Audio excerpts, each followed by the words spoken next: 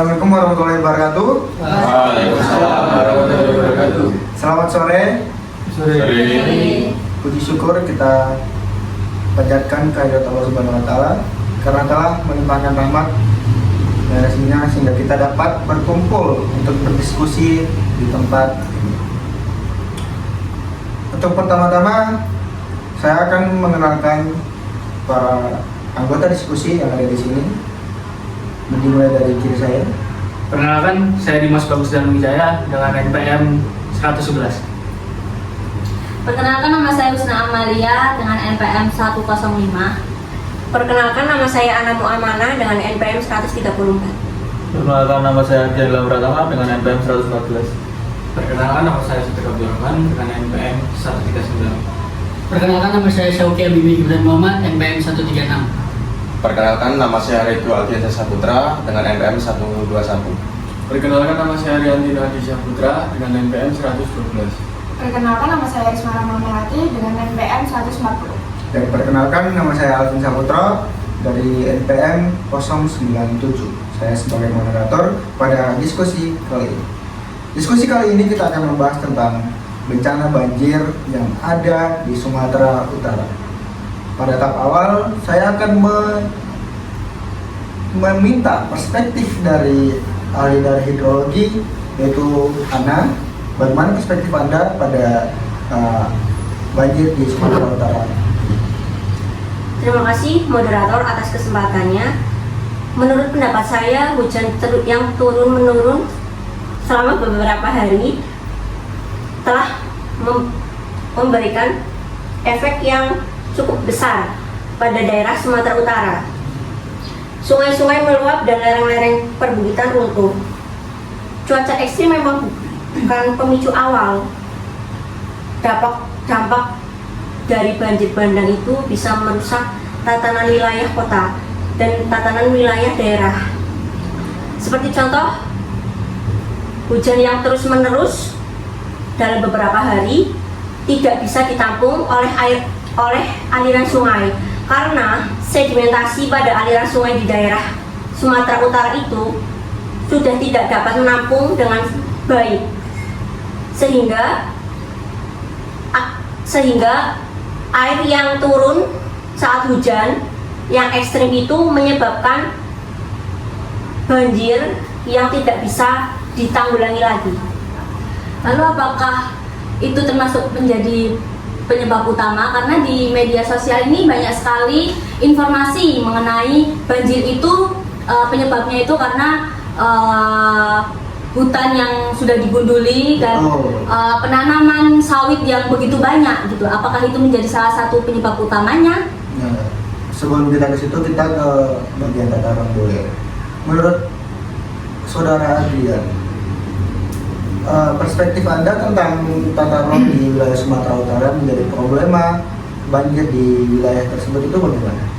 Oke, untuk permasalahan ini sendiri sebenarnya lebih lebih diperparah oleh tidak teraturan tata ruang dari segi lingkungan yang seharusnya hulu sungai itu menjadi sempadan, tapi digunakan untuk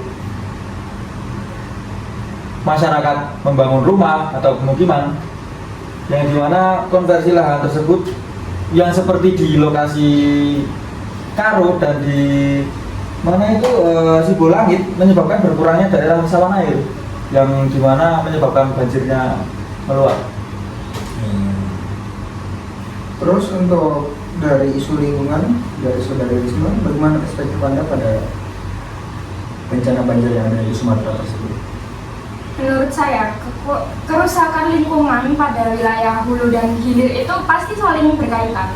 Hilangnya vegetasi meningkatkan limpasan permukaan, sehingga penyempitan sungai di hilir itu mempercepat terjadinya peluapan air. Saya setuju dengan pernyataan yang disampaikan oleh Saudari Risma, karena memang vegetasi itu sangat berdampak positif apabila digunakan dengan baik, karena di wilayah Sumatera Utara yang memang memiliki cuaca ekstrim pada bulan-bulan tertentu, apalagi di bulan seperti bulan November Desember itu, kita perlu penyediaan ruang tentang penampungan air hujan yang memadai sehingga tidak akan terjadinya peluapan pada air sungai. Terlebih drainase pada daerah perkotaan dan di manapun itu di daerah Sumatera Utara yang padat penduduk itu tidak memiliki ruang yang bagus, tidak memiliki ruang yang luas, sehingga air tidak dapat mengalir ke sungai dengan baik. Nah, menurut perspektif Anda, Saudara Dani, Saudari Anda tadi berperspektif bahwa kurangnya sistemasi drainase yang berada di daerah Sumatera tersebut. Perspektif Anda bagaimana? Kalau menurut saya sendiri, kegagalan sistem drainase di kota-kota Sumatera Utara itu terjadi karena ketidaksesuaian desain drainase yang lama dengan kondisi iklim dan lingkungan yang baru.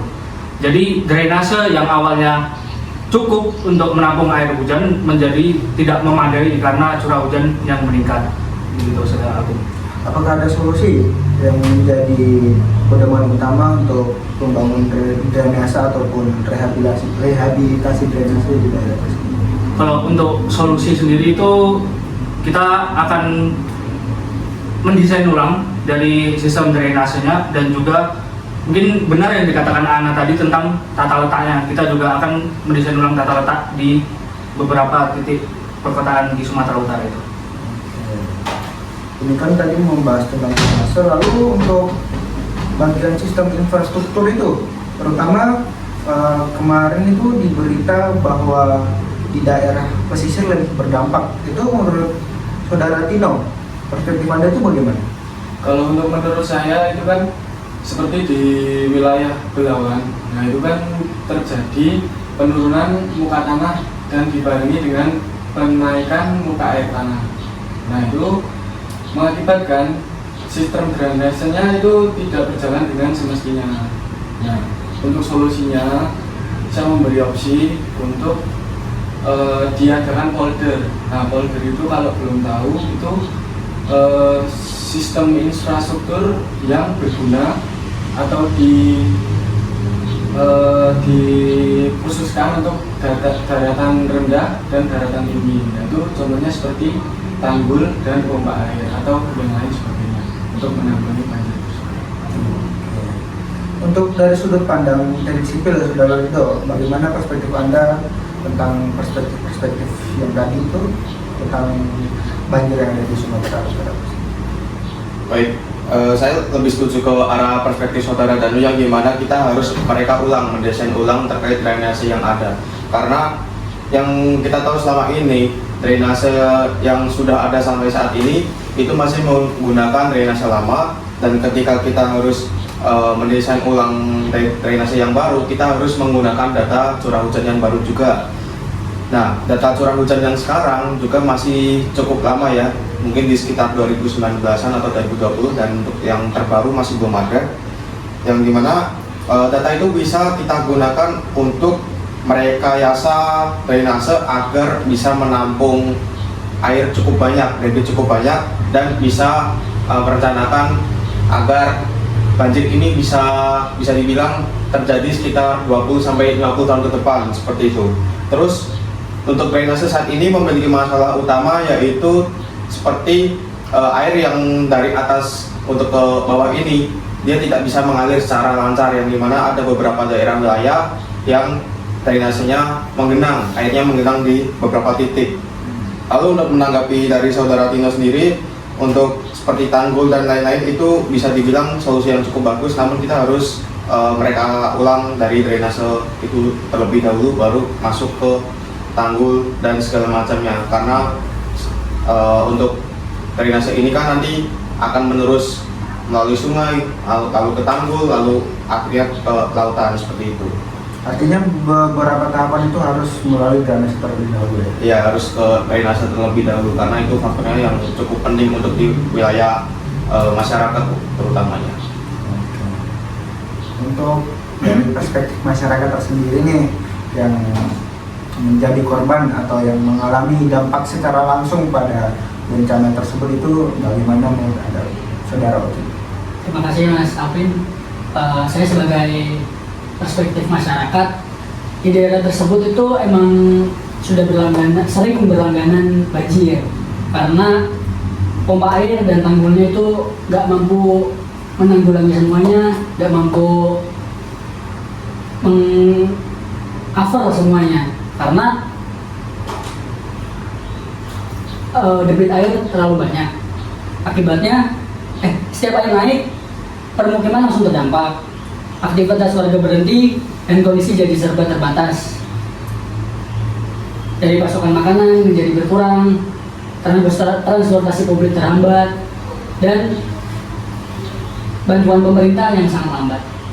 Seperti itu Mas Alvin. Jadi istilahnya pada bencana pada saat itu banyaknya terjadi guncangan dari segi UMKM ataupun keuangan dan lain-lain seperti itu. Ya. Ya. Nah, perspektif UMKM sendiri bagaimana tentang itu? Saya pun setuju dengan apa yang disampaikan oleh salah satu korban tersebut ya, dari saudara Uki.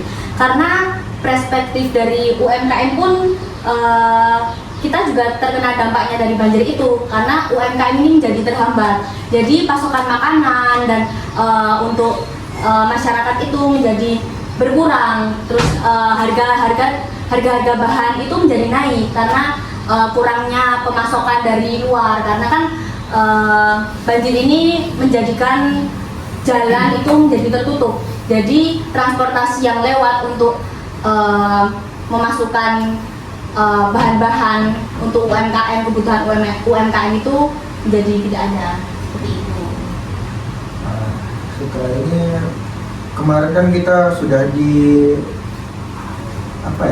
perbincangan di media sosial itu adanya penanaman sawit secara massal ataupun tidak ada tahapan regulasi bagi pemerintah untuk melestarikan lingkungan bagi hutan yang sudah ditebang.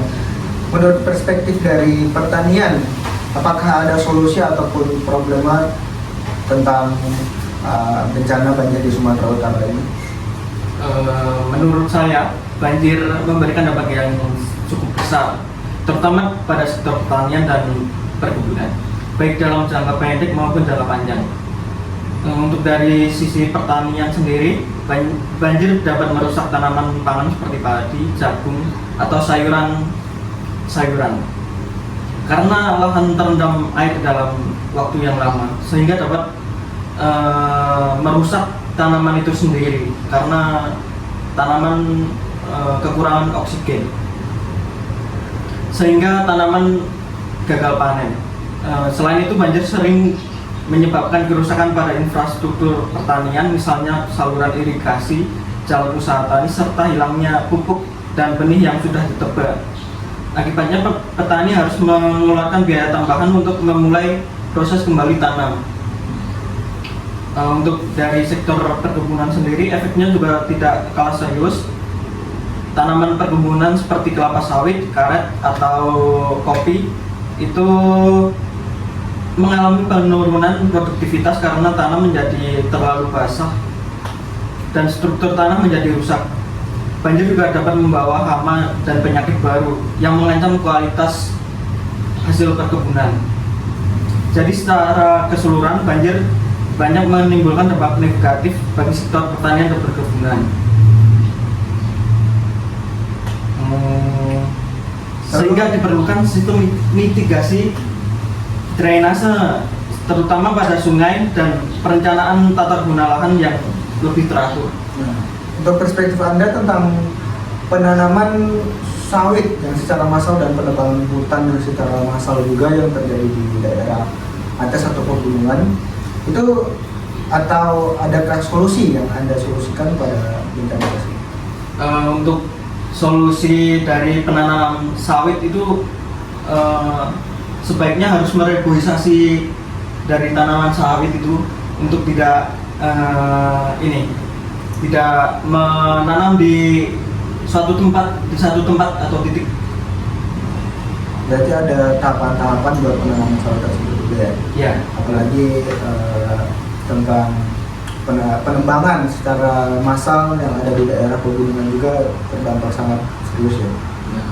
Nah, untuk pengurangan, jika ada pengurangan penanaman sawit itu, apakah dari perspektif masyarakat ini merasa kekurangan atau bagaimana? Sebagai masyarakat jelas terdampak karena sebagian besar pencaharian masyarakat di sini itu sebagai pekerja sawit. Jika ada ide yang mengurangi penanaman sawit, alangkah baiknya dikaji ulang atau dicari solusi yang lain, mungkin begitu. Untuk dari perspektif kebidanan teknik sipil nih, asumsi Anda terkait adanya penanaman sawit ini bagaimana? Itu apakah ada perbincangan tanah dalam ilmu geoteknika atau bagaimana?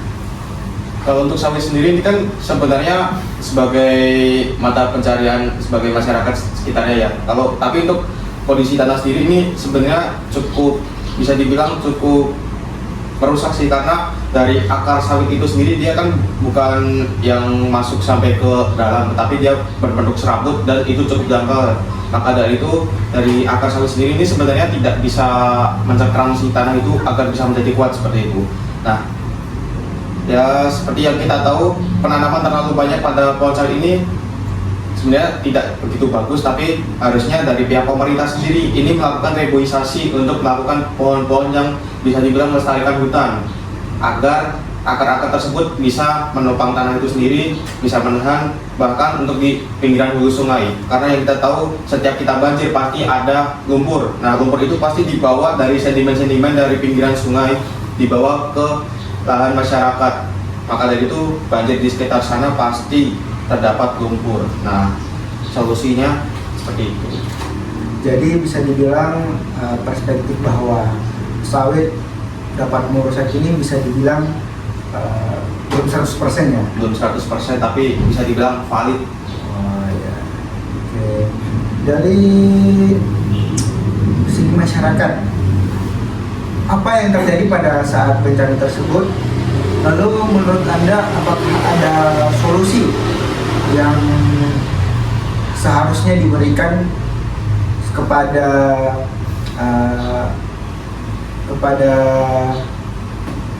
putusan tertentu buat melakukan hal tersebut?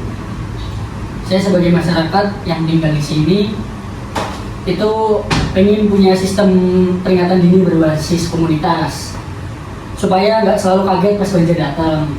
Sistem ini melibatkan warga secara langsung, mulai dari pemantauan kondisi sungai, curah hujan, sampai penyebaran informasi lewat cara yang simpel tapi cepat. Contoh kayak grup WA, kentongan, atau sirine lokal. Dengan adanya peringatan dini, warga bisa siap lebih awal, ngamanin barang, matiin listrik, dan evakuasi sebelum air naik. Jadi bukan cuma nunggu bantuan datang, tapi masyarakatnya sendiri sudah siap.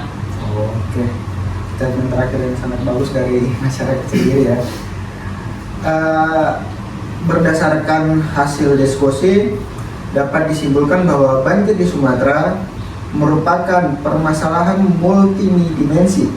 Penanganan yang efektif memerlukan integrasi antara solusi teknis, kebijakan, tata ruang, serta partisipasi aktif kepada masyarakat.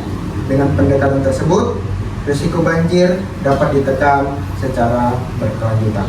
Oke, dengan saya Alvin Saputra, saya izin menutup diskusi kali ini.